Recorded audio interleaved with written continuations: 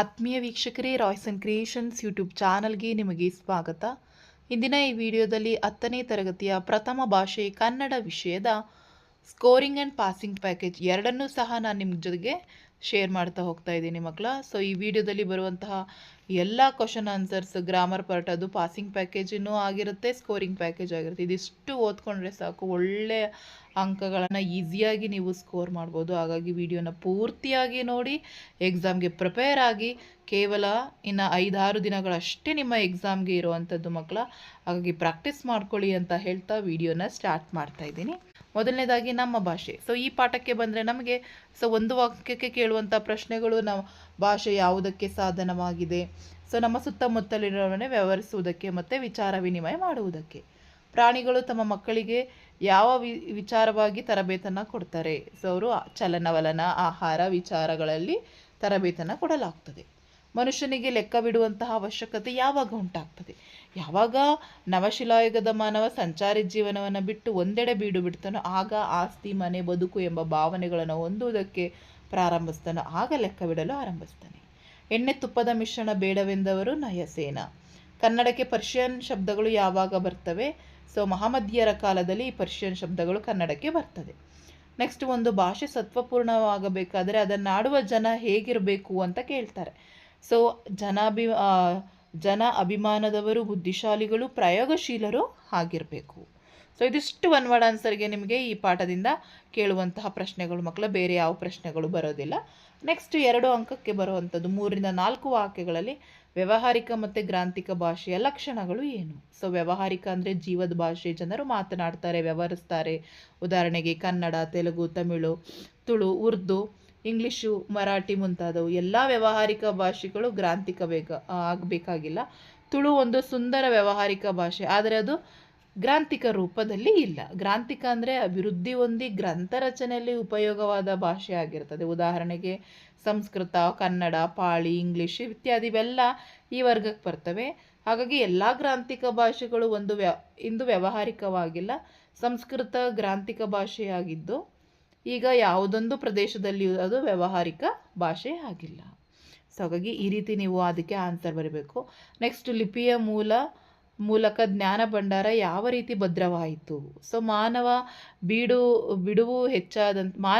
ಬಿಡುವು ಹೆಚ್ಚಾದಂತೆ ಜೀವನದ ಸೌಕರ್ಯಗಳನ್ನು ವಿಶಿಷ್ಟ ಮೇಧಾಶಕ್ತಿಯಿಂದ ಅಭಿವೃದ್ಧಿಗೊಳಿಸುತ್ತಾ ಹೋದಂತೆ ತನ್ನ ಆಗುಹೋಗುಗಳನ್ನು, ಸುಖ ದುಃಖಗಳನ್ನು ಕಾವ್ಯ ರೂಪಕ್ಕೆ ಇಳಿಸುವಂಥ ಮಾರ್ಗವನ್ನು ಕಂಡುಕೊಳ್ತಾನೆ. ಸಾಹಿತ್ಯ ವಿವಿಧ ರೂಪದಲ್ಲಿ ಬೆಳೆದಿರಬೇಕು. ಲೆಕ್ಕಪತ್ರಗಳನ್ನಿಡಲು ಉಪಯುಕ್ತವಾದ ಮೂಲ ಲಿಪಿಯನ್ನು ಮತ್ತಷ್ಟು ಪರಿಷ್ಕರಿಸುತ್ತಾ ಸುಂದರವಾದ ಸಾಹಿತ್ಯ ಕೃತಿಗಳನ್ನು ಬರೆದಿಡುವುದನ್ನು ಮಾನವ ಕಲಿತುಕೊಂಡ.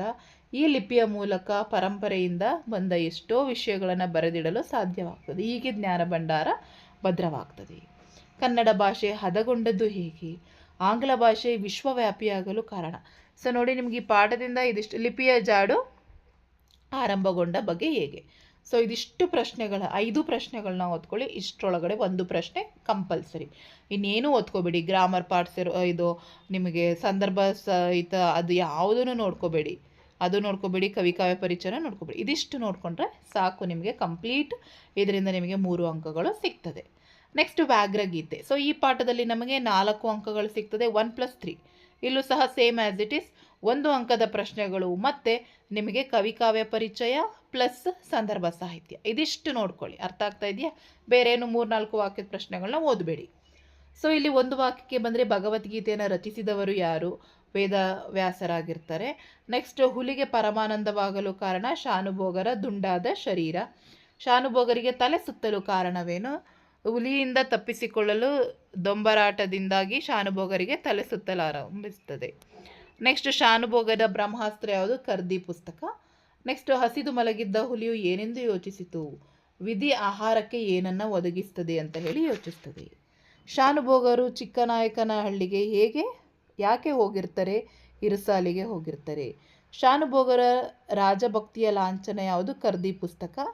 ಶಾನುಭೋಗರನ ಮೂರ್ಛೆಯಿಂದ ಎಚ್ಚರಿಸಿದವರು ಚಿಕ್ಕನಾಯಕನಹಳ್ಳಿಯ ರೈತರಾಗಿರ್ತಾರೆ. ಶಾನುಭೋಗರು ತಮ್ಮ ಹಳ್ಳಿಯನ್ನು ತಲುಪಬೇಕಾದರೆ ಯಾವ ಕಣಿವೆಯನ್ನು, ಮದಲಿಂಗನ ಕಣಿವೆಯನ್ನು ದಾಟಬೇಕಾಗ್ತದೆ. ಇದಿಷ್ಟು ಒನ್ ವರ್ಡ್ ಆನ್ಸರ್ಸ್ ಕ್ವಶನ್ ಮಕ್ಕಳ. ಅದು ಬಿಟ್ಟು ಬೇರೆ ಏನು ನೋಡ್ಕೋಬೇಡಿ. ನೆಕ್ಸ್ಟ್, ನೀವು ಲೇಖಕರ ಪರಿಚಯ, ಪೂರ್ತಿ ಲೇಖಕರ ಪರಿಚಯನ ವಾಕ್ಯ ರೂಪದಲ್ಲಿ ನೀವು ಬರಿಬೇಕಾಗ್ತದೆ. ಸೊ ಈ ಒಂದು ಪಾಠವನ್ನು ಬರೆದಿರುವಂಥದ್ದು ವ್ಯಾಘ್ರಗೀತೆಯನ್ನು ಎನ್ ಮೂರ್ತಿರಾವ್ ಅವರು ಆಗಿರ್ತಾರೆ. ಸೊ ವಾಕ್ಯ ರೂಪದಲ್ಲಿ ಬರೀರಿ. ಸೊ ಇವರು ಆಧುನಿಕ ಕನ್ನಡದ ಪ್ರಮುಖ ಗದ್ಯ ಬರಹಗಾರರು ಮತ್ತು ಪ್ರಬಂಧಕಾರರಾಗಿ ಜನಪ್ರಿಯರಾಗಿದ್ದಾರೆ. ಇವರು 1900ರಲ್ಲಿ ಮಂಡ್ಯ ಜಿಲ್ಲೆಯ ಅಕ್ಕಿ ಹೆಬ್ಬಾಳ್ನಲ್ಲಿ ಜನಿಸ್ತಾರೆ. ಶ್ರೀಯುತರು ಚಿತ್ರಗಳು, ಪತ್ರಗಳು, ದೇವರು, ಹಗಲುಗನಸುಗಳು, ಸಮಗ್ರ ಲಲಿತ ಪ್ರಬಂಧಗಳು ಮುಂತಾದ ಕೃತಿಗಳನ್ನು ರಚಿಸಿದ್ದಾರೆ. ಇವರಿಗೆ ಕೇಂದ್ರ ಸಾಹಿತ್ಯ ಅಕಾಡೆಮಿ ಪ್ರಶಸ್ತಿ, ಪಂಪ ಪ್ರಶಸ್ತಿ, ಮೈಸೂರು ವಿಶ್ವವಿದ್ಯಾಲಯ ಡಾಕ್ಟರ್ ಲಿಟ್ರೇಚರ್ ಪದವಿಯನ್ನು ದೊರಕಿದೆ. ಸೊ ಈ ರೀತಿ ನೀವು ವಾಕ್ಯ ರೂಪ ಜಾಸ್ತಿ ಕವನಗಳನ್ನ ಬರೀಲಿಕ್ಕೆ ಪ್ರಶಸ್ತಿಗಳನ್ನ ಬರೀಲಿಕ್ಕೆ ಗೊತ್ತಾಗಲಿದ್ರೆ ಒಂದು ಎರಡು ನೆನ್ಪಿಟ್ಕೊಳ್ಳಿ, ಒಂದು ಪ್ರಶಸ್ತಿ ನೆನ್ಪಿಟ್ಕೊಳ್ಳಿ. ಅದಷ್ಟು ವಾಕ್ಯ ರೂಪದಲ್ಲಿ ಬರೆದ್ರೆ ನಿಮಗೆ ಪೂರ್ತಿ ಅಂಕಗಳು ಸಿಗ್ತದೆ. ನೆಕ್ಸ್ಟ್ ಈ ಪಾಠದಲ್ಲಿ ನೀವು ಮೇಯ್ನಾಗಿ ಕಾನ್ಸಂಟ್ರೇಟ್ ಮಾಡಬೇಕಾಗಿರೋದು ಲೇಖಕರ ಪರಿಚಯ ಬಿಟ್ಟರೆ ಸಂದರ್ಭ ಸ್ವಾರಸ್ಯ. ಯಾಕೆಂದರೆ ಯಾವುದನ್ನಾದರೂ ಕೇಳ್ಬೋದು. ಲೇಖಕರ ಪರಿಚಯ ಕೇಳಿದ್ರೆ ಸಂದರ್ಭ ಸ್ವಾರಸ್ಯ ಕೇಳಲ್ಲ, ಸಂದರ್ಭ ಸ್ವಾರಸ್ಯ ಕೇಳಿದ್ರೆ ಲೇಖಕರ ಪರಿಚಯ ಕೇಳಲ್ಲ. ಹಾಗಾಗಿ ಎರಡನ್ನೂ ನೋಡ್ಕೋಬೇಕು. ಸೊ ಖಂಡವಿಧಿಕೋ, ಮಾಂಸವಿಧಿಕೋ, ಗುಂಡಿಗೆ ಬಿಸಿ ರಕ್ತವಿಧಿಕೋ. ಸೊ ಈ ಪಾಠದಲ್ಲಿ ಕೇಳಿದಾಗ ನಾವು ಫಸ್ಟ್ ನಾವು ಯಾವ ರೀತಿ ಬರೀಬೇಕು ಅನ್ನೋದನ್ನು ಅಭ್ಯಾಸ ಮಾಡ್ಕೊಳ್ಳಿ ಮಕ್ಕಳ. ಸೊ ಆಲ್ರೆಡಿ ನಿಮಗೆ ಗೊತ್ತಿದೆ, ನಾನು ಅದಕ್ಕೂ ಒಂದು ವಿಡಿಯೋ ಮಾಡಿದ್ದೀನಿ. ಸೊ ತಲೆ ಕೆಡಿಸ್ಕೊಂಬಿಡಿ, ಸಮಾಧಾನವಾಗಿ ಅರ್ಥ ಮಾಡ್ಕೊಂಡು ಓದ್ತಾ ಹೋಗಿ ಎಕ್ಸಾಮ್ಗೆ ಪ್ರಿಪೇರ್ ಆಗ್ತೀರಾ. ಸೊ ಫಸ್ಟ್ ಆಯ್ಕೆ ಅಂತ ಬರೀರಿ. ಪ್ರಸ್ತುತ ವಾಕ್ಯವನ್ನು ಎನ್ ಮೂರ್ತಿರಾವ್ ಅವರು ಬರೆದಿರುವ ಸಮಗ್ರ ಲಲಿತಾ ಪ್ರಬಂಧಗಳು ಕೃತಿಯಿಂದ ಆಯ್ದ ವ್ಯಾಘ್ರಗೀತೆ ಗದ್ಯಪಾಠದಿಂದ ಆರಿಸಲಾಗಿದೆ. 1 ಅಂಕ ಸಿಕ್ತು. ನೆಕ್ಸ್ಟ್ ಸಂದರ್ಭ ಅಂತ ಬರೀರಿ. ಹುಲಿ ಶಾನುಭೋಗರಿಗೆ ಅಭಿಮುಖವಾಗಿ ಬರಬೇಕೆಂದು ಪ್ರಯತ್ನಿಸಿ ವಿಫಲವಾದಾಗ ಬೆನ್ನು ಹಿಂದಿನೆ ಬಿದ್ದು ಬಿಡಲೇ ಎಂದು ಅದರ ಮನಸ್ಸಿನಲ್ಲಿ ಗೊಂದಲ. ಆದರೆ ಆ ಗೊಂದಲ ಕ್ಷಣಕಾಲಕ್ಕಿಂತ ಹೆಚ್ಚಾಗಿ ನಿಲ್ಲಲಿಲ್ಲ. ಅದು ಸದ್ವಂಶದಲ್ಲಿ ಜನಿಸಿದಂತಹ ಹುಲಿ. ಖಂಡವಿಧಿಕೋ, ಮಾಂಸವಿಧಿಕೋ, ಗುಂಡಿಗೆಯ ಬಿಸಿ ರಕ್ತವಿಧಿಕೋ ಎಂದು ಪುಣ್ಯಕೋಟಿ ಹಸು ಆಹ್ವಾನ ಕೊಟ್ಟಾಗ ತನ್ನ ಅಜ್ಜ ಬಾಯಿ ಚಪ್ಪರಿಸಿಕೊಂಡು ತಿನ್ನಬಹುದಿತ್ತು. ಆದರೂ ಆ ಹುಲಿ ರಾಯ ಸತ್ಯವ್ರತೆಯಾದಂತಹ ಪುಣ್ಯಕೋಟಿಯನ್ನು ತಿನ್ನಲೊಲ್ಲಲಿಲ್ಲ, ತನ್ನ ಪ್ರಾಣವನ್ನೇ ತ್ಯಾಗ ಮಾಡಿತು. ಅಂತಹ ಹುಲಿಯ ಮೊಮ್ಮಗನಾಗಿ ಹುಟ್ಟಿ ನಾನು ಅಧರ್ಮಕ್ಕೆ ಕೈ ಹಾಕುವುದೇ ಎಂದು ಹುಲಿ ಯೋಚಿಸಿದ ಸಂದರ್ಭದಲ್ಲಿ ಈ ವಾಕ್ಯ ಬಂದಿದೆ. ನೋಡಿ, ಇಷ್ಟೂ ಬರೆಯೋಕ್ಕಾಗಲಿಲ್ಲ ಅಂದರೆ ಸ್ವಲ್ಪ ಮಟ್ಟಿಗಾದರೂ ನೀವು ವಾಕ್ಯವನ್ನು ಚಿಕ್ಕದು ಮಾಡಿ ನೀವು ಬರೀರಿ, ಪೂರ್ಣಾಂಕಗಳು 1 ಅಂಕ ಸಿಗ್ತದೆ. ನೆಕ್ಸ್ಟ್ ಸ್ವಾರಸ್ಯ ಬಂದರೆ, ಈ ಕಥೆಯಲ್ಲಿ ಹುಲಿಯ ಆದರ್ಶ ಮಾದರಿಯಾದದ್ದು ಎಂಬ ಈ ಹುಲಿಯ ಚಿಂತನೆ, ಧರ್ಮಶ್ರದ್ಧೆಯನ್ನು ಸ್ವಾರಸ್ಯಪೂರ್ಣವಾಗಿ ಅಭಿವ್ಯಕ್ತಪಡಿಸಿದ್ದಾರೆ. ಸೊ ಇದಿಷ್ಟು ನೀವು ಬರೆದ್ರೆ 3 ಅಂಕ ಸಿಗ್ತದೆ. ನೆಕ್ಸ್ಟ್ ದೇವರೇ ಮರ ಹತ್ತುವಷ್ಟು ಅವಕಾಶವನ್ನು ಕರುಣಿಸು. ಸೊ ವಾಕ್ಯ ಸೇಮ್ ಆಯ್ಕೆ. ಸಂದರ್ಭ, ಸೊ ಶಾನುಭೋಗರು ಕರ್ದಿ ಪುಸ್ತಕವನ್ನು ಹುಲಿಯ ಮುಖಕ್ಕೆ ಎಸೆದಾಗ ಅದು ಅದರ ಮುಖಕ್ಕೆ ಬಂದು ಬಡಿಯುತ್ತದೆ. ಆದರೆ ಹುಲಿಗೆ ಪೆಟ್ಟೇನೂ ಆಗಲ್ಲ ಎಂಬುದು ಅರಿವಾಗಲು ಶಾನುಭೋಗರಿಗೆ ಅರೆ ನಿಮಿಷ ಹಿಡಿಯಿತು. ಆ ಅರೆ ನಿಮಿಷದಲ್ಲಿ ಶಾನುಭೋಗರು ದೇವರೇ ಮರ ಹತ್ತುವಷ್ಟು ಅವಕಾಶ ಕರುಣಿಸು ಅಂತ ಹೇಳುವ ವಾಕ್ಯದ ಸಂದರ್ಭದಲ್ಲಿ ಈ ಮಾತು ಬಂದಿದೆ. ಇಷ್ಟು ಬರೀರಿ ಸಾಕು ಮಕ್ಕಳ. ಸೊ ಸ್ವಾರಸ್ಯ ಏನಪ್ಪ ಅಂದರೆ, ಶಾನುಭೋಗರು ಹುಲಿಯಿಂದ ತಪ್ಪಿಸಿಕೊಳ್ಳಲು ತನ್ನೆಲ್ಲ ಪ್ರಯತ್ನಗಳನ್ನು ಮಾಡಿದ್ದಾಗಿಯೂ ಹುಲಿಯಿಂದ ತಪ್ಪಿಸಿಕೊಳ್ಳಲು ಅವಕಾಶವನ್ನು ಮಾಡಿಕೊಡು ಅಂತ ಹೇಳಿ ದೇವರನ್ನು ಕೇಳುವಂತಹ ಸಂದರ್ಭದಲ್ಲಿ ಈ ವಾಕ್ಯ ಬಂದಿದೆ. ಸೊ ಇದಿಷ್ಟು ಬರೀರಿ ಮಕ್ಕಳು. ನೆಕ್ಸ್ಟ್ ಸ್ವಾರಸ್ಯವನ್ನು ನೀವು ಪ್ರಾಕ್ಟೀಸ್ ಮಾಡ್ಕೊಳ್ಳಿ. ಸೊ ಶಾನುಭೋಗರು ಹುಲಿಯಿಂದ ತಪ್ಪಿಸಿಕೊಳ್ಳಲು ತುಂಬ ಪ್ರಯತ್ನವನ್ನು ಮಾಡಿದಾಗ, ಸೊ ಅಂತಹ ಸಂದರ್ಭದಲ್ಲಿ ಹುಲಿಯಿಂದ ತಪ್ಪಿಸಿಕೊಳ್ಳಲು ದೇವರನ್ನು ಪ್ರಾರ್ಥಿಸುವುದು ಇದರ ಸ್ವಾರಸ್ಯವಾಗಿದೆ. ಇದಿಷ್ಟು ಬರೆದ್ರೆ ನಿಮಗೆ ಪೂರ್ಣಾಂಕಗಳು ಸಿಗ್ತದೆ. ನಾನು ಮುಖ ಮೇಲಾಗಿ ಬಿದ್ದಿದ್ದೆ. ಸೊ ಆಯ್ಕೆ ಸೇಮ್ ಅದೇ ಆಯ್ಕೆ ಬರೆದು, ಸೊ ಈ ಮಾತನ್ನು ಶಾನುಭೋಗರು ಗಾಡಿಯವರಿಗೆ ಕೇಳ್ತಾರೆ. ಶಾನುಭೋಗರು ಪ್ರಜ್ಞೆ ತಪ್ಪಿ ದಾರಿಯಲ್ಲಿ ಬಿದ್ದಾಗ ಅದೇ ಊರಿನಲ್ಲಿ ಗಾಡಿಯಲ್ಲಿ ಹೋಗುತ್ತಿದ್ದ ರೈತರು ಅವರ ಮುಖದ ಮೇಲೆ ನೀರೆರಚಿ ಎಚ್ಚರಿಸಿದ ಆ ಸಂದರ್ಭದಲ್ಲಿ ಈ ಮಾತು ಬರ್ತದೆ ಅಂತ ಹೇಳಿ ಇದಿಷ್ಟು ಬರೆದ್ರೆ ಪೂರ್ಣಾಂಕ. ನೆಕ್ಸ್ಟ್ ಸ್ವಾರಸ್ಯವನ್ನು ಕಲ್ತ್ಕೊಳ್ಳಿ ಮಕ್ಕಳ. ನೆಕ್ಸ್ಟು, ಈಗ ಹುಲಿ ಎಷ್ಟು ಹಸಿದಿರಬೇಕು. ಸೊ ಶಾನುಭೋಗರು ಕುಡಿದ ನೀರು ಅಲುಗದ ಹಾಗೆ ಎನ್ನಲಾಗದಿದ್ದರೂ ಹುಲಿಯಿಂದ ತಪ್ಪಿಸಿಕೊಂಡು ಜೀವ ಸಹಿತ ಮನೆ ಸೇರಿಕೊಂಡರು. ನಂತರ ರಸದೂಟವನ್ನು ಮಾಡುವ ಸಂದರ್ಭದಲ್ಲಿ ಶಾನುಭೋಗರು ಅನಂತ ವಾತ್ಸಲ್ಯದಿಂದ ಕರ್ದಿ ಪುಸ್ತಕವನ್ನು ನೋಡುತ್ತಾ ಹುಲಿಯ ಬಗ್ಗೆ ಯೋಚನೆ ಮಾಡುತ್ತಾ ಈ ವಾಕ್ಯವನ್ನು ಹೇಳಿದ್ದಾರೆ. ಸೊ ಸ್ವಾರಸ್ಯವನ್ನು ನೋಡಬೇಕು. ನೆಕ್ಸ್ಟು, ಮಡಿಯಬೇಕಾದರೆ ಮಾಡಿಯೇ ಮಡಿಯುತ್ತೇನೆ. ಸೊ ಇದು ಶಾನುಭೋಗರು ಹುಲಿಯ ದಾಳಿಯಿಂದ ಪ್ರಾಣವನ್ನು ಕಾಪಾಡಿಕೊಳ್ಳಲು ಪ್ರಯತ್ನಿಸುವಾಗ ಅವರು ತಲೆ ಸುತ್ತಲಾರಂಭಿಸ್ತದೆ. ಆ ಅಪಾಯದ ವೇಳೆಯಲ್ಲಿ ಅವರು ತಮ್ಮ ಬಳಿ ಇದ್ದ ಖರ್ದಿ ಪುಸ್ತಕದಿಂದ ಹುಲಿಯನ್ನು ಹೊಡೆದು ತಪ್ಪಿಸಿಕೊಳ್ಳಬಹುದೆಂದು ಯೋಚಿಸುವ ಸಂದರ್ಭದಲ್ಲಿ ಈ ವಾಕ್ಯವನ್ನು ಹೇಳಲಾಗ್ತದೆ. ಸೊ ಅದರ ಸ್ವಾರಸ್ಯ ಇದಿಷ್ಟು ನಿಮಗೆ ಈ ಪಾಠದಿಂದ ಮಕ್ಕಳ ಇಷ್ಟೇ ಸಂದರ್ಭಗಳು, ಒಂದು ಲೇಖಕರ ಪರಿಚಯ, ಒಂದು ವಾಕ್ಯದ ಪ್ರಶ್ನೆ, ಇದಿಷ್ಟನ್ನು ನೋಡ್ಕೊಳ್ಳಿ. ನೆಕ್ಸ್ಟ್ ಭಾಗ್ಯಶಿಲ್ಪಿಗಳು. ಸೊ ಇಲ್ಲಿ ಸಹ ಅಂಕ ಹಂಚಿಕೆ ಆಗಿದೆ. ಒಟ್ಟಾರೆ 5 ಅಂಕಗಳು ಬರ್ತದೆ. 3 ಅಂಕ ಪ್ಲಸ್ 2 ಅಂಕ. ಇಲ್ಲಿ ಒಂದು ವಾಕ್ಯದ ಪ್ರಶ್ನೆಯನ್ನು ಓದ್ಕೋಬೇಡಿ, 2 ಅಂಕದ ಪ್ರಶ್ನೆಗಳನ್ನ ಮಾತ್ರ ನೋಡ್ಕೊಳ್ಳಿ. ಆ್ಯಂಡ್ ಪ್ಲಸ್ ಒಂದು ಲೇಖಕರ ಪರಿಚಯ, ಒಂದು ಸಂದರ್ಭ. ಸೊ ಸಂದರ್ಭ ಬರ್ಬೋದು ಅಥವಾ ಲೇಖಕರ ಪರಿಚಯ, ಹಾಗಾಗಿ ಅಷ್ಟನ್ನು ನೋಡ್ಕೋಬೇಕು. ಸೊ ಹಾಗಾಗಿ ಡೈರೆಕ್ಟಾಗಿ ನಾವು ಲೇಖಕರ ಪರಿಚಯಕ್ಕೆ ಹೋದರೆ ಮಕ್ಕಳ, ಈ ಒಂದು ಪಾಠವನ್ನು ಬರೆದಿರುವಂಥದ್ದು DS ಜಯಪ್ಪಗೌಡ ಅವರು. ಸೊ ಅವರ ಸ್ಥಳ ಕಾಲಾಕೃತಿಗಳೆಲ್ಲವನ್ನು ವಾಕ್ಯ ರೂಪದಲ್ಲಿ ಈ ರೀತಿ ಅಭ್ಯಾಸ ಮಾಡಿ. ಆಲ್ರೆಡಿ ನಿಮಗೆ ಅದು ಐಡಿಯಾ ಗೊತ್ತಿದೆ ಯಾವ ರೀತಿ ಬರೆಯೋದು ಅಂತ, ಹಾಗಾಗಿ ನಾನು ಅದನ್ನು ಸ್ಟ್ರೆಸ್ ಮಾಡಿ ಹೇಳ್ತಾ ಇಲ್ಲ. ನೆಕ್ಸ್ಟ್ ಸಂದರ್ಭ ಸ್ವಾರಸ್ಯಕ್ಕೆ ಬರೋಣ. ಸಾಮಾಜಿಕ ಕಾನೂನುಗಳ ಹರಿಕಾರ. ಸೊ ಈ ಒಂದು ವಾಕ್ಯವನ್ನು ಭಾಗ್ಯಶಿಲ್ಪಿ ಎಂಬ ಗದ್ಯಪಾಠದಿಂದ ನಾಲ್ವಡಿ ಕೃಷ್ಣರಾಜ ಒಡೆಯರು ಎಂಬ ಲೇಖನದಿಂದ ಆರಿಸಿಕೊಳ್ಳಲಾಗಿದೆ. ಸೊ ಇದಿಷ್ಟನ್ನು ಬರೆದು ಮಕ್ಕಳ, ಸೊ ಸಂದರ್ಭವನ್ನು ಬರಿಬೇಕು. ಸೊ ಲೇಖಕರು ನಾಲ್ವಡಿ ಕೃಷ್ಣರಾಜ ಒಡೆಯರ ಕೊಡುಗೆಗಳನ್ನು ಸ್ಮರಿಸುತ್ತಾ ಒಡೆಯರು ಸ್ಥಳೀಯ ಭಾಷೆಗಳ ಸಂಸ್ಥೆಗಳನ್ನು ರಚಿಸಿ ಆಡಳಿತ ವಿಕೇಂದ್ರೀಕರಣಕ್ಕೆ ಅನುವು ಮಾಡಿಕೊಟ್ಟರು. ಇದರಿಂದ ನಗರ ಪಾಲಿಕೆಗಳು, ಗ್ರಾಮ ಪಂಚಾಯಿತಿಗಳು ಕಾರ್ಯನಿರ್ವಹಿಸಲು ಆರಂಭಿಸುತ್ತವೆ. ಮೈಸೂರು ಸಂಸ್ಥಾನ ಒಂದು ಮಾದರಿ ಸಂಸ್ಥಾನವಾಗಿ ರೂಪಿಸುವ ಮೂಲಕ ಸಾಮಾಜಿಕ ಕಾನೂನುಗಳ ಹರಿಕಾರ ಎಂಬ ಹೆಸರಾಗ್ತಾರೆ. ಸೊ ಅಂತಹ ಸಂದರ್ಭದಲ್ಲಿ ಈ ವಾಕ್ಯ ಬಂದಿದೆ ಅಂತ ಹೇಳಿ ನಾವು ಬರೆದಬೇಕು. ನೆಕ್ಸ್ಟ್ ಅದರ ಸ್ವಾರಸ್ಯವನ್ನು ನಾವು ಅಲ್ಲಿ ಬರಿಬೇಕಾಗ್ತದೆ. ನೆಕ್ಸ್ಟ್ ಮೈಸೂರು ಸಂಸ್ಥಾನಕ್ಕೆ ಮಾದರಿ ಸಂಸ್ಥಾನ ಎಂಬ ಕೀರ್ತಿ ಪ್ರಾಪ್ತವಾಗ್ತದೆ. ಸೊ ಸಂದರ್ಭ ಸ್ವಾರಸ್ಯವನ್ನು ನೋಡ್ಕೊಳ್ಳಿ. ನೆಕ್ಸ್ಟ್ ಮೈಸೂರು ಗ್ರಾಮ ನ್ಯಾಯಾಲಯದ ಕಾಯ್ದೆ. ನೆಕ್ಸ್ಟ್ ಅವರ ಸಾಧನೆಯ ಕಿರೀಟಕ್ಕೆ ಮತ್ತೊಂದು ಗರಿ ಸೇರಿಸಿತು. ಸೊ ಇದು ಮೋಸ್ಟ್ ಇಂಪಾರ್ಟೆಂಟ್, ತುಂಬ ಬಾರಿ ಕೇಳ್ತಾರೆ.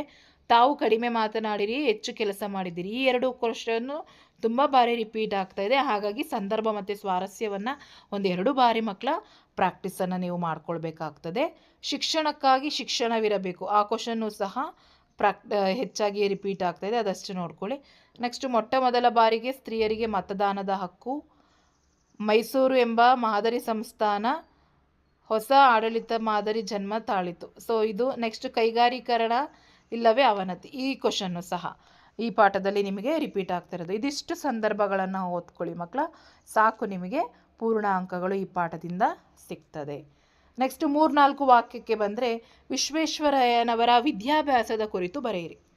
ಸೊ ಕ್ರಮನಿಷ್ಠೆ, ಏನನ್ನಾದರೂ ಸಾಧಿಸಬೇಕೆಂಬ ದೃಢ ನಿರ್ಧಾರ, ಅದಕ್ಕೆ ತಕ್ಕಂತೆ ಪ್ರತಿಭೆ ಮತ್ತು ಮನೋಸ್ಥೈರ್ಯವನ್ನು ಹೊಂದಿದ್ದ ವಿಶ್ವೇಶ್ವರಯ್ಯವರ ಪ್ರಾಥಮಿಕ ಶಿಕ್ಷಣ ಚಿಕ್ಕಬಳ್ಳಾಪುರದಲ್ಲಾಗ್ತದೆ. ಬೆಂಗಳೂರಿನ ವೆಸ್ಲಿಯನ್ ಪ್ರೌಢಶಾಲೆಯಲ್ಲಿ ಪ್ರೌಢಶಿಕ್ಷಣವನ್ನು, ಸೆಂಟ್ರಲ್ ಕಾಲೇಜಿನಲ್ಲಿ 2 ವರ್ಷಗಳ ಇಂಟರ್ಮೀಡಿಯೇಟ್ ಮತ್ತು 3 ವರ್ಷಗಳ ಪದವಿ ಶಿಕ್ಷಣವನ್ನು ಪಡೆತಾರೆ. ಮೈಸೂರಿನ ದಿವಾನರಾದ ಸಿ ರಂಗಾಚಾರ್ಲು ಇವರಿಂದ ವಿದ್ಯಾರ್ಥಿ ವೇತನ ಸೌಲಭ್ಯ ಪಡೆದು ಪೂನಾದ ಎಂಜಿನಿಯರಿಂಗ್ ಕಾಲೇಜಿನಲ್ಲಿ ಡಿಪ್ಲೊಮೊ ಶಿಕ್ಷಣವನ್ನು ಪ್ರಥಮ ಸ್ಥಾನದಲ್ಲಿ ಪಡೆದರಲ್ಲದೆ ಜೇಮ್ಸ್ ಬರ್ಕ್ಲಿ ಬಹುಮಾನಕ್ಕೂ ಪಾತ್ರರಾಗ್ತಾರೆ. ಇದಿಷ್ಟು ಅವರ ಶಿಕ್ಷಣದ ಬಗ್ಗೆ. ಸೊ ಈ ಬಾರಿ ನಿಮ್ಮ ಪ್ರಿಪ್ರೇಟ್ರಿ 3ರಲ್ಲಿ ಕೇಳಿದರು ಮಕ್ಕಳ. ನೆಕ್ಸ್ಟ್ ಸ್ವಯಂಚಾಲಿತ ಬಾಗಿಲುಗಳ ಅನ್ವೇಷಣೆಯಲ್ಲಿ ವಿಶ್ವೇಶ್ವರಯ್ಯವರ ಕೊಡುಗೆ ಕುರಿತು ಬರೆಯಿರಿ. ನಾಲ್ವಡಿ ಕೃಷ್ಣರಾಜ ಒಡೆಯರ ಕಾಲದಲ್ಲಿ ಪ್ರತಿನಿಧಿ ಸಭೆಯ ನೂತನ ರೂಪ ಪಡೆದ ಬಗೆಯನ್ನು ವಿವರಿಸಲಿಕ್ಕೆ ಕೇಳಿದ್ದಾರೆ, ಆ ಕ್ವಶನ್ನು. ನೆಕ್ಸ್ಟ್ ನಾಲ್ವಡಿ ಕೃಷ್ಣರಾಜ ಒಡೆಯರ ಕಾಲದಲ್ಲಿ ಜಾರಿಯಾದಂತಹ ಸಾಮಾಜಿಕ ಕಾನೂನುಗಳು ಯಾವ್ಯಾವು? ವಿಶ್ವೇಶ್ವರಯ್ಯವರ ಕಾಲದಲ್ಲಿ ಮೈಸೂರು ಮಾದರಿ ಹೊಸ ಆಡಳಿತ ಜನ್ಮ ತಾಳಿದ್ದು ಹೇಗೆ? ಹೈದರಾಬಾದ್ ನಗರದಲ್ಲಿ ವಿಶ್ವೇಶ್ವರಯ್ಯ ಸಲ್ಲಿಸಿದ ಸೇವೆ, ವಿಶ್ವೇಶ್ವರಯ್ಯವರಿಗೆ ಸಂದಂತಹ ಪ್ರಶಸ್ತಿ ಪುರಸ್ಕಾರಗಳು, ವಿಶ್ವೇಶ್ವರಯ್ಯ ಬರೆದ ಪುಸ್ತಕಗಳು. ಸೊ ಒಟ್ಟಾರೆ ಇದಿಷ್ಟು ಪ್ರಶ್ನೆಗಳನ್ನು ನೀವು ಚೆನ್ನಾಗಿ ಪ್ರಾಕ್ಟೀಸ್ ಮಾಡ್ಕೊಳ್ಳಿ ಮಕ್ಕಳ. ಸೊ ಇದಿಷ್ಟು ಪ್ರಶ್ನೆಗಳನ್ನ ನೀವು ನೋಡಿಕೊಂಡ್ರೆ ಆ ಪಾಠದಿಂದ ಕಂಪ್ಲೀಟಾಗಿ ಅಂಕಗಳನ್ನು ನೀವು ಗಳಿಸ್ಬೋದು. ನೆಕ್ಸ್ಟು ಎದೆಗೆ ಬಿದ್ದ ಅಕ್ಷರ. ಸೊ ಇದಕ್ಕೆ ಬಂದರೆ ಇಲ್ಲಿ 3 ಅಂಕ ಇರ್ತದೆ, ಹಾಗಾಗಿ ಒನ್ ವರ್ಡ್ ಆನ್ಸರ್ಸು ಬೇಡ, ಯಾವ ಕ್ವಶನ್ಸು ಬೇಡ, ನಿಮಗೆ ಸಂದರ್ಭ ಮತ್ತು ಲೇಖಕರ ಪರಿಚಯ ಇವೆರಡನ್ನು ನೋಡ್ಕೊಳ್ಳಿ. ಸೊ ಎದೆಗೆ ಬಿದ್ದ ಅಕ್ಷರ ದೇವನೂರು ಮಹಾದೇವ ಅವರು ಬರೆದಿರುವಂತಹದ್ದು. ಸೊ ಅವರ ಒಂದು ಇದನ್ನು ಲೇಖಕರ ಪರಿಚಯವನ್ನು ವಾಕ್ಯ ರೂಪದಲ್ಲಿ ಬರೀಲಿಕ್ಕೆ ಅಭ್ಯಾಸ ಮಾಡ್ಕೊಳ್ಳಿ. ನೆಕ್ಸ್ಟ್ ಸಂದರ್ಭ ಸ್ವಾರಸ್ಯಕ್ಕೆ ಬಂದರೆ ನಿಮಗೆ ಸೊ ಹೆಚ್ಚಾಗಿ ನಮಗೆ ಕೇಳಿರುವಂಥ ಪ್ರಶ್ನೆ ಮೋಸ್ಟ್ ಇಂಪಾರ್ಟೆಂಟ್ ಆಗಿ ಅಂದರೆ, ಹಾಗಾದರೆ ಎಲ್ಲರಿಗೂ ಮನೆ ಆಗುವವರೆಗೂ ನನಗೂ ಸಹ ಮನೆ ಬೇಡ. ಈ ಕ್ವಶನ್ ತುಂಬ ಬಾರಿ ರಿಪೀಟ್ ಆಗಿದೆ ಮಕ್ಕಳ. ಸೊ ಈ ವಾಕ್ಯವನ್ನು ದೇವನೂರು ಮಹಾದೇವ ಅವರು ಬರೆದಿರುವ ಎದೆಗೆ ಬಿದ್ದ ಅಕ್ಷರ ಕೃತಿಯಿಂದ ಆಯ್ದ ಎದೆಗೆ ಬಿದ್ದ ಅಕ್ಷರ ಪಾಠದಿಂದಲೇ ಆರಿಸಿಕೊಳ್ಳಲಾಗಿದೆ. ಸೊ ಸಂದರ್ಭ, ಗ್ರಾಮ ದೇವತೆ ಮನೆ ಮಂಚಮ್ಮನಿಗೆ ಗುಡಿ ಕಟ್ಟಲು ಜನ ಆರಂಭಿಸಿದಾಗ ಒಬ್ಬನ ಮೈ ಮೇಲೆ ಗ್ರಾಮ ದೇವತೆ ಆಹ್ವಾನಿಸಿಕೊಂಡು ಬಂದು ಜನರೊಡನೆ ಮಾತನಾಡುವ ಸಂದರ್ಭದಲ್ಲಿ ಈ ವಾಕ್ಯ ಬಂದಿದೆ. ಸೊ ಇದಿಷ್ಟು ಸಾಕು ಮಕ್ಕಳ. ಸೊ ಸ್ವಾರಸ್ಯ ಏನಪ್ಪ ಅಂದರೆ, ತನ್ನ ಭಕ್ತರಿಗೆ ಮನೆ ಇಲ್ಲದ ಮೇಲೆ ನನಗೂ ಸಹ ಮನೆ ಬೇಡ ಎಂಬ ದೇವತೆ, ಮನೆ ಮಂಚಮ್ಮ ದೇವತೆಯ ಕಾರುಣ್ಯ, ಪ್ರೀತಿ, ಸಮಾನತೆಯ ಪ್ರತೀಕ ಆಗಿರುವುದು ಈ ವಾಕ್ಯದಲ್ಲಿ ಕಾಣಿಸ್ತದೆ. ಇದಿಷ್ಟು ಬರೆದ್ರೆ ನಿಮಗೆ 3 ಅಂಕ ಸಿಗ್ತದೆ ಮಕ್ಕಳ. ಹಾಗಾಗಿ ಮಿಸ್ ಮಾಡ್ಕೋಬೇಡಿ, ಈಸಿ ಇದೆ ಈ ಪಾಠದಿಂದ ಸಂದರ್ಭಗಳು ಬರೀಲಿಕ್ಕೆ. ಯಾವ ಜೀವಿಯು ತನ್ನಷ್ಟಕ್ಕೆ ತಾನಿಲ್ಲ. ಸೊ ಆಯ್ಕೆಯನ್ನು ಬರೆದು, ಸೊ ಲೇಖಕರಾದ ದೇವನೂರು ಮಹಾದೇವ ಅವರು ಡಾಕ್ಟರ್ ಅಶೋಕ ಪೈ ಅವರು ಒಂದು ಸಂಶೋಧನಾ ಸತ್ಯದ ಉದಾಹರಣೆ ನೀಡುವಂತಹ ಸಂದರ್ಭದಲ್ಲಿ ಈ ವಾಕ್ಯವನ್ನು ಹೇಳಿದ್ದಾರೆ. ಮತ್ತು ಸ್ವಾರಸ್ಯವಷ್ಟನ್ನು ಬರೀರಿ. ನೆಕ್ಸ್ಟ್ ಇದು ಮೋಸ್ಟ್ ರಿಪೀಟೆಡ್ ಆಗಿ ಬಂದಿರೋದು, ಅವರವರಿಗೆ ಅವರ ಪ್ರಜ್ಞೆಯೇ ದೇವರಾಗಿತ್ತು. ಸೊ ಈ ಕ್ವಶನ್ನು ಸಹ ತುಂಬ ಬಾರಿ ಕೇಳ್ತಾ ಇದ್ದಾರೆ, ಹಾಗೆ ನೋಡ್ಕೊಳ್ಳಿ. ನೆಕ್ಸ್ಟು, ಆ ಸಮಷ್ಟಿ ಮನಸ್ಸಿನಲ್ಲಿ ಎಲ್ಲರೂ ಇರುತ್ತಾರೆ. ಸೊ ಇದನ್ನು 1-2 ಬಾರಿ ಕೇಳಿದ್ದಾರೆ, ಬಟ್ ಅವರವರಿಗೆ ಅವರ ಪ್ರಜ್ಞೆ ದೇವರಾಗಿದೆ, ಅದು ತುಂಬ ಬಾರಿ ಕೇಳಿದ್ದಾರೆ. ಓ ನನಗೆ ಗುಡಿ ಮನೆ ಕಟ್ತಾ ಇದ್ದೀರಾ. ಸೊ ಇದು ಸಹ ಸೇಮ್ ನಿಮಗೆ ಮೊದಲನೇ ಪ್ರಶ್ನೆ ಹೇಳಿದ್ನಲ್ಲ ಅದೇ ರೀತಿ. ಸೊ ಗ್ರಾಮ ಜನರೆಲ್ಲ ಸೇರಿ ಮನೆ ಮಂಚಮ್ಮನಿಗೆ ಗುಡಿ ಕಟ್ಟುವಾಗ ಒಬ್ಬನ ಮೈ ಮೇಲೆ ಆವಾಹಿಸಿಕೊಂಡು, ಏನಯ್ಯ ಏನು ಮಾಡ್ತಾ ಇದ್ದೀರಾ, ನನಗೆ ಗುಡಿ ಕಟ್ತಾ ಇದ್ದೀರಾ ಅಂತ ಹೇಳುವಂತಹ ಸಂದರ್ಭದಲ್ಲಿ ಈ ವಾಕ್ಯ ಬಂದಿದೆ ಅಂತ ಹೇಳಿ ಸ್ವಾರಸ್ಯವನ್ನು ಬರೀಬೇಕು. ನೆಕ್ಸ್ಟ್, ನಡೆಯಿಂದ ನುಡಿ ಹುಟ್ಟಿದರೆ ಅದು ಅರಿವು. ಇದು ಸಹ ಈಸಿ ಇದೆ, ನೋಡ್ಕೊಳ್ಳಿ, ಪ್ರಾಕ್ಟೀಸನ್ನು ಮಾಡ್ಕೊಳ್ಳಿ ಮಕ್ಕಳ. ನೆಕ್ಸ್ಟ್, ಲಂಡನ್ ನಗರ. ಸೊ ಇಲ್ಲೂ ಸಹ ನಮಗೆ 3 ಅಂಕದ ಪ್ರಶ್ನೆಗಳು ಬರ್ತದೆ, 1+2. ಇಲ್ಲಿ ನಿಮಗೆ ಲೇಖಕರ ಪರಿಚಯ ಬೇಡ, ಸಂದರ್ಭ ಬೇಡ. ಸೊ ಇಲ್ಲಿ ನೀವು ನೋಡಬೇಕಾಗಿರೋದು 1 ವಾಕ್ಯ ಮತ್ತು 2 ವಾಕ್ಯಕ್ಕೆ. ಸೊ 3ನೇ ಎಡ್ವರ್ಡನು ಸ್ಕಾಟ್ಲೆಂಡಿಗೆ ತಂದಂತಹ ಶಿಲೆಯ ಹೆಸರದು ಸ್ಟೋನ್ ಆಫ್ ಸ್ಕೂನ್. ನೆಕ್ಸ್ಟ್, ಲೇಖಕರು ವರ್ಣಿಸಿದ ಲಂಡನ್ನಿನ ಪೇಟೆಯಲ್ಲಿರುವ ಸ್ಟೇಷನರಿ ಅಂಗಡಿ ಹೆಸರು ಹೋಲ್ವರ್ತ್. ಆಂಗ್ಲ ಸಾಮ್ರಾಜ್ಯ ಕಂಡುಬರುವ ಓಣಿ ಚೇರಿಂಗ್ ಕ್ರಾಸ್. ನೆಲ್ಸನ್ ಮೂರ್ತಿಯವರ ಸ್ಥಳದ ಹೆಸರು ಟ್ರಾಫಲ್ಗಾರ್ ಸ್ಕ್ವೇರ್. ವೆಸ್ಟ್ಮಿನಿಸ್ಟರ್ ಅಬೆ ಯಾರ ಸ್ಮಾರಕವಾಗಿದೆ ಅಂದರೆ ಸತ್ತು ಹೋಗಿರುವ ಸಂತರು, ಸಾರ್ವಭೌಮರು, ಕವಿಪುಂಗದವರ ಸ್ಮಾರಕ ಆಗಿರುವಂಥದ್ದು. ನೆಕ್ಸ್ಟ್, ಲಂಡನ್ ನಗರದಲ್ಲಿ ವಾಹನಗಳು ಬಹಳ ಹೊತ್ತು ನಿಲ್ಲುವುದನ್ನು ತಡೆಯಲು ಯಾವ ವ್ಯವಸ್ಥೆ ಮಾಡಿದ್ದಾರೆ. ಸೊ ಅಲ್ಲಿ ಭೂಗರ್ಭದಲ್ಲಿ ಗಾಡಿಯನ್ನು ಹೊಯ್ತಾರೆ. ನೆಕ್ಸ್ಟ್, ಲಂಡನ್ ನಗರಿನಲ್ಲಿನ ಸೂಟು ಹೊಲಿಯಲು ಪ್ರಸಿದ್ಧವಾಗಿರುವ ಸಿಂಪಿಗಳು ಯಾರು ಅಂತ ಹೇಳಿ ಕೇಳಿದ್ದಾರೆ ಮಕ್ಕಳ. ಸೊ ಅದು ಸ್ಯಾವೋಯ್ ಸಿಂಪಿಗಳು ಲಂಡನ್ ನಗರದಲ್ಲಿ ಸೂಟು ಹೊಲಿಯಲು ಪ್ರಸಿದ್ಧರಾಗಿದ್ದಾರೆ. ವೆಸ್ಟ್ಮಿನಿಸ್ಟರ್ ಅಬೆಯ ಪಾದ್ರಿಯ ಕೆಲಸವೇನು ಕೇಳಿದರೆ, ಸೊ ಜನರ ಆತ್ಮಗಳ ಆರೋಗ್ಯವನ್ನು ಕಾಪಾಡುವುದಾಗಿರ್ತದೆ. ಮತ್ತು ವೆಸ್ಟ್ಮಿನಿಸ್ಟರ್ ಅಬೆಯಲ್ಲಿ ಸ್ಟೋನ್ ಆಫ್ ಸ್ಕೂನನ್ನು ಎಲ್ಲಿಂದ ತರಲಾಗಿದೆ, ಸ್ಕಾಟ್ಲ್ಯಾಂಡಿಂದ. ಸೊ ಇದಿಷ್ಟು ಹೆಚ್ಚಾಗಿ ನಿಮಗೆ ಕೇಳ್ತಾ ಇರೋವಂಥದ್ದು ಮಕ್ಕಳ, ಅದಷ್ಟು ನೋಡ್ಕೊಳ್ಳಿ ಕ್ವಶನ್ ಆನ್ಸರ್ಸ್. ನೆಕ್ಸ್ಟ್ 2-3 ವಾಕ್ಯಕ್ಕೆ ಬಂದರೆ, ಓಲ್ವರ್ತ್ ಅಂಗಡಿಯಲ್ಲಿ ಸಿಗುವಂತಹ ವಸ್ತುಗಳು ಯಾವುವು, ಇದನ್ನು ಸಹ ಕೇಳ್ತಾರೆ. ಲಂಡನ್ನಿನ ಹೆಣ್ಣು ಮಕ್ಕಳು ಯಾವ ಯಾವ ಕೆಲಸದಲ್ಲಿ ನಿಯುಕ್ತರಾಗಿರ್ತಾರೆ. ಟೊಪ್ಪಿಗೆಯ ವಿಶೇಷತೆಯನ್ನು ಲೇಖಕರು ಹೇಗೆ ದಾಖಲಿಸಿದ್ದಾರೆ. ಪೋಯೆಟ್ ಕಾರ್ನರ್ನಲ್ಲಿ ಯಾವ ಯಾವ ಕವಿಗಳ ಸಮಾಧಿ ಇದೆ. ಸಾಮ್ರಾಟರ ರಾಜ್ಯಾಭಿಷೇಕವಾಗುವ ಸಿಂಹಾಸನದ ಮೇಲೆ ಕಲ್ಲುಪಾಟಿಯ ವಿಶೇಷತೆಯನ್ನು. ಇದಿಷ್ಟು ಪ್ರಶ್ನೆಗಳು ರಿಪೀಟೆಡ್ ಆಗಿದೆ. ಲಂಡನ್ ನಗರದಲ್ಲಿನ ಇಂಡಿಯಾ ಆಫೀಸ್ ಕುರಿತು ಬರೀರಿ, ಇದು ಕೆಲವೊಂದು ಬಾರಿ ಕೇಳಿದ್ದಾರೆ ಮಕ್ಕಳ. ಹಾಗಾಗಿ ಇದಿಷ್ಟನ್ನ ಹೆಚ್ಚಾಗಿ ನೋಡ್ಕೊಳ್ಳಿ, ಈಸಿಯಾಗಿ ನೀವು ಪಾಠ ಅರ್ಥ ಮಾಡ್ಕೊಬಿಟ್ರೆ ಆರಾಮಾಗಿ ಬರಿಬೋದು. ನೆಕ್ಸ್ಟ್, ಅಗ್ನಿಭೂತಿ ವಾಯುಭೂತಿಯರ ಕತೆಗೆ ಬಂದರೆ ಇಲ್ಲೂ ಸಹ 3 ಅಂಕ, 1 ವಾಕ್ಯ ಮತ್ತು 2 ವಾಕ್ಯಕ್ಕೆ ಅಷ್ಟೇ. ಕೌಸಂಬಿಯ ಅರಸ ಯಾರು, ಅತಿ ಬಲ ಆಗಿರ್ತಾನೆ. ಸೊ ಇಲ್ಲಿ ನೋಡಿ 1 ಅಂಕದ ಎಲ್ಲ ಕ್ವಶನ್ಸನ್ನು ನೀವು ನೋಡ್ಕೊಳ್ತಾ ಹೋಗಿ. ಸೋಮೇಶ್ವರ ಕಾಶ್ಯಪಿಯ ಮಕ್ಕಳ ಹೆಸರೇನು, ಅಗ್ನಿಭೂತಿ ವಾಯುಭೂತಿ. ಕಾಶ್ಯಪಿಯ ವಿದ್ಯಾಭ್ಯಾಸಕ್ಕಾಗಿ ತನ್ನ ಮಕ್ಕಳನ್ನು ಯಾರ ಬಳಿಗೆ ಕಳಿಸ್ತಾನೆ, ಅಣ್ಣ ಸೂರ್ಯಮಿತ್ರನ ಬಳಿಗೆ ಕಳಿಸ್ತಾನೆ. ಸೊ ಸೂರ್ಯಮಿತ್ರ ತನಗೆ ಕಾಶ್ಯಪಿ ಎಂಬ ತಂಗಿ ಇಲ್ಲ ಅಂತ ಹೇಳಲು ಕಾರಣ ಯಾಕೆ ಅಂತ ಹೇಳಿದ್ರೆ, ಅಗ್ನಿಭೂತಿ ವಾಯುಭೂತಿಯರು ಅವ್ರು ಆಲ್ರೆಡಿ ಕೆಟ್ಟೋಗಿರ್ತಾರೆ. ಸೊ ಹಾಗಾಗಿ ಅವನನ್ನು ನನ್ನ ತಂಗಿಯ ಮಕ್ಕಳು ಅಂತ ಹೇಳಿದರೆ ಇನ್ನೂ ಹಾಳಾಗ್ತಾರೆ ಎನ್ನುವಂತಹ ಮನದಲ್ಲೇ ಯೋಚಿಸ್ಕೊಂಡು ಅವನು ಆ ರೀತಿ ಹೇಳಲಾಗ್ತದೆ. ಅದನ್ನು ಸಂಪೂರ್ಣವಾಗಿ ವಾಕ್ಯ ರೂಪದಲ್ಲಿ ಬರೀರಿ. ನೆಕ್ಸ್ಟ್, ಪಂಡಿತರಾದ ಅಗ್ನಿಭೂತಿ ವಾಯುಭೂತಿಯರಿಗೆ ದೊರೆತ ಪದವಿ ಮಂತ್ರಿ ಪದವಿ ಆಗಿರ್ತದೆ. ರಾಜಗೃಹ ಪಟ್ಟಣದ ಅರಸನ ಹೆಸರು ಸುಬಲ. ಅತಿಬಳ ರಾಜನ ಮಂತ್ರಿಯ ಹೆಸರು ಸೋಮೇಶ್ವರ. ಸೂರ್ಯಮಿತ್ರನು ಯಾವ ರಾಜನ ಬಳಿ ಮಂತ್ರಿಯಾಗಿರ್ತಾನೆ, ಸೊ ಅವನು ಸುಬಲ ರಾಜನ ಬಳಿ ಮಂತ್ರಿಯಾಗಿರ್ತಾನೆ. ಇದಿಷ್ಟು 1 ವರ್ಡ್ ಆನ್ಸರ್ಸ್ ಕ್ವಶನ್ಸ್ ಆಗಿರ್ತದೆ ಮಕ್ಕಳ. ನೆಕ್ಸ್ಟ್ ನಮಗೆ ಈ ಪಾಠದಲ್ಲಿ ಕೇಳೋದೇ ಇನ್ನು 2-3 ವಾಕ್ಯದ್ದು. ರಾಜ್ಯಸಭೆಯಲ್ಲಿ ಅಗ್ನಿಭೂತಿ ವಾಯುಭೂತಿಯರನ್ನು ಮೂರ್ಖರೆಂದು ತೀರ್ಮಾನಿಸಿದ್ದೇಕೆ. ನೆಕ್ಸ್ಟ್ ಅಗ್ನಿಭೂತಿ ವಾಯುಭೂತಿಯರು ಸೂರ್ಯಮಿತ್ರನಿಂದ ಕಲಿತ ವಿದ್ಯೆಗಳು ಯಾವುವು? ಇದು ಮೋಸ್ಟ್ ಇಂಪಾರ್ಟೆಂಟ್ ಆಗಿ ನಿಮಗೆ ಹೆಚ್ಚಾಗಿ ಕೇಳುವಂಥದ್ದು. ಅವರನ್ನು ಮೂರ್ಖರೆಂದು ತೀರ್ಮಾನಿಸಿದ್ದೇಕೆ ಅಗ್ನಿಭೂತಿ ವಾಯುಭೂತಿಯರನ್ನು ಅಂತಲೇ ತುಂಬ ಬಾರಿ ಕೇಳ್ತಾರೆ. ಹಾಗಾಗಿ ನೋಡಿ ನಿಮಗೆ ಪಾಯಿಂಟ್ಸ್ ಕಾಣಿಸ್ತಾ ಇದೆ, ಅದಷ್ಟನ್ನು ನೋಡಿ ಪ್ರಾಕ್ಟೀಸ್ ಮಾಡ್ಕೊಳ್ಳಿ. ನೆಕ್ಸ್ಟ್ ಸೂರ್ಯಮಿತ್ರನು ಅಗ್ನಿಭೂತಿ ವಾಯುಭೂತಿಯರಿಗೆ ವಿದ್ಯಾಭ್ಯಾಸದ ನಂತರ ಮಾವ ಅಂತ ಹೇಳಲು ಕಾರಣ ಏನು? ಯಾಕೆಂದರೆ ಸೂರ್ಯಮಿತ್ರನ ಅಗ್ನಿಭೂತಿ ವಾಯುಭೂತಿಯರನ್ನು ತನ್ನ ಸೋದರಿಯ ಮಕ್ಕಳು ಸೋದರಳಿಯರು ಎಂದು ತಿಳಿದರೂ ಸಹ ಅವರಿಗೆ ಸಲುಗೆಯನ್ನು ಕೊಡಲಿಲ್ಲ, ಅವರಿಗೆ ಮಾವ ಅಂತ ತಿಳಿಸಿಲ್ಲ. ಈಗ ಆಲ್ರೆಡಿ ತಂದೆ ಕೊಟ್ಟಂತಹ ಸಲುಗೆಯಿಂದ ಯಾವ ವಿದ್ಯೆಯನ್ನು ಕಲಿಯದೆ ಸಪ್ತವ್ಯಸನಿಗಳಾಗಿ ಎಲ್ಲ ವ್ಯಸನಗಳನ್ನು ಕಲಿತು ಕೆಟ್ಟು ಹೋಗಿದ್ದಾರೆ.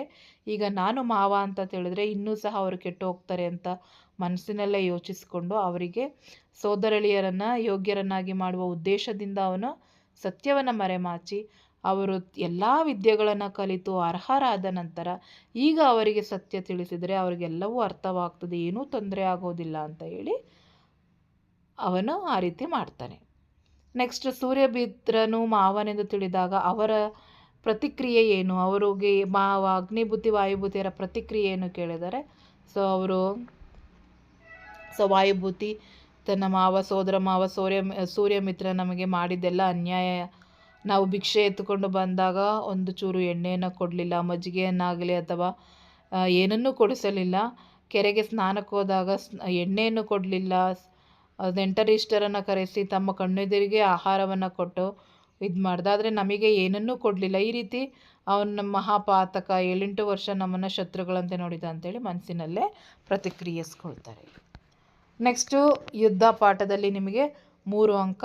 ಇದರಲ್ಲಿ ನಿಮಗೆ ಜಸ್ಟ್ ಸಂದರ್ಭ ಮತ್ತು ಲೇಖಕರ ಪರಿಚಯ ಎರಡನ್ನು ನೋಡ್ಕೊಳ್ಳಿ. ಸಾರಾ ಅಬೂಬಕರ್ ಅವರ ಪರಿಚಯವನ್ನು ನೀಟಾಗಿ ವಾಕ್ಯ ರೂಪದಲ್ಲಿ ಬರೀಲಿಕ್ಕೆ ಅಭ್ಯಾಸ ಮಾಡ್ಕೊಳ್ಳಿ.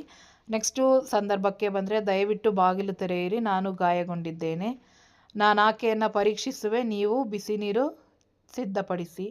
ಈ ಕ್ವಶನ್ನು, ಯುದ್ಧಕ್ಕೆ ಹೋದ ತನ್ನ ಮಗನ ಕಣ್ಣುಗಳು ನಿನ್ನಂತೆಯೇ ಇವೆಯಲ್ಲ. ನನ್ನ ಮೊಮ್ಮಗನ ಹೆಣವಿದೆ, ಅಲ್ಲಿ ಬಂದು ನೋಡಿ. ಆ ಮನೆಯೊಳಗೆ ಯಾವ ರೀತಿಯ ಕ್ರೌರ ನಡೆಯುತ್ತಿದೆಯೋ. ಯಾರಪ್ಪ ನೀನು? ನಮ್ಮ ಕಡೆಯವನು ತಾನೇ? ಯಾರಮ್ಮ ಅದು? ಏನಾಗಿದೆ? ಹೊರಗೆ ಯುದ್ಧದ ಹೆಸರಿನಲ್ಲಿ ಮನುಷ್ಯ ಜೀವಿಗಳ ಸಾಮೂಹಿಕ ಕೊಲೆಯಾಗುತ್ತಿದೆ. ಯಾರಾದರೂ ಗಾಯಗೊಂಡ ಸೈನಿಕರು ಈ ಕಡೆ ಬಂದಿದ್ದಾರೆಯೇ? ಆದರೂ ಈ ಮನೆಯಲ್ಲೊಮ್ಮೆ ನೋಡಿಬಿಡಿ. ಇವರ ಮನೆ ಹಾಳಾಗ. ನಾನು ಯುದ್ಧ ಮಾಡುವ ಮೂರ್ಖರ ಕಡೆಯವನಲ್ಲ. ಇದಿಷ್ಟು ಸಂದರ್ಭಗಳಿದೆ ಮಕ್ಕಳ.